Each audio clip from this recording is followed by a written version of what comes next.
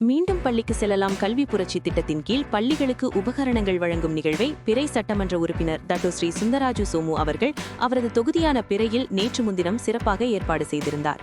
பிறை sailing park பொது மண்டபம் நிறைந்து காணப்பட்ட மக்கள் கூட்டத்தில் தமிழ் பள்ளி, மலாயப்பள்ளி, சீனப்பள்ளி மாணவர்கள் என மூவின மாணவர்கள் சுமார் 250 மாணவர்கள் பள்ளி உபகரணங்களுக்கான 150 வெள்ளி பற்றுச்சீட்டுகள் டாக்டர் சுந்தராஜு சோமு அவர்களிடமிருந்து பெற்றுக்கொண்டனர்.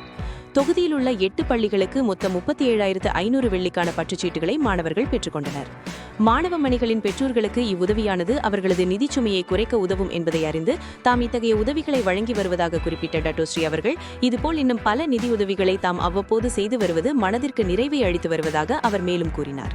இதனிடையே பள்ளி பிள்ளைகளின் செலவினை குறைக்க டாக்டர் வழங்கியுள்ள நிதியுதவிக்கு தாங்கள் நன்றி கூறுவதாக பல பெற்றோர் கருத்து கூறினர்.